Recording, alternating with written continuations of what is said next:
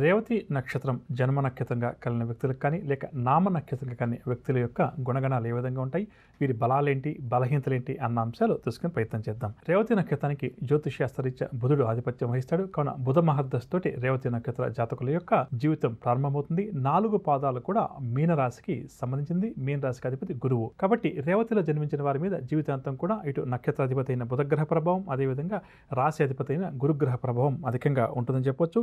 అది దేవత పూషణుడు, అదేవిధంగా దేవగణ నక్షత్రం, అదేవిధంగా ఈ నక్షత్రం అంచనాడి యోని విషయానికి వస్తే గజ యోని.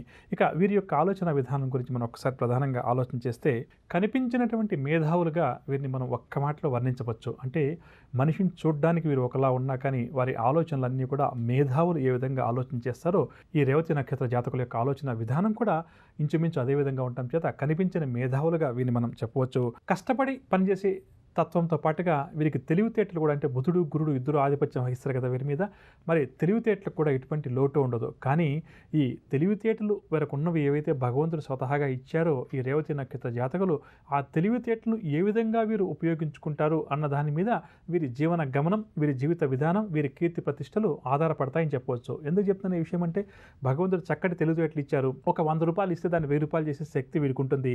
కానీ ఆ 1000 రూపాయలుగా ఏ విధంగా వీరు మారుస్తారు అంటే న్యాయార్జితమైన సంపాదన కోసం వెళ్తారా, లేదంటే ఎలాగైనా డబ్బు సంపాదించాలి కదా అని చెప్పేసి కొంతవరకు అన్యాయం వైపు వెళ్తారా అన్న దాని మీద ప్రధానంగా వీరి భవిష్యత్తు అధికంగా ఆధారపడి ఉంటుంది. ఎవరైతే ఈ రేవతి నక్షత్ర జాతకులు సాధ్యమైనంత వరకు కూడా నీతి నిజాయితీగా ఉండాలి, నీతి నిజాయితీగా సంపాదించాలని చెప్పి కంకణం కట్టుకుంటారో వారి జీవితం 10 మంది గుర్తించి గౌరవించే స్థాయికి ఎదుగుతుందని చెప్పి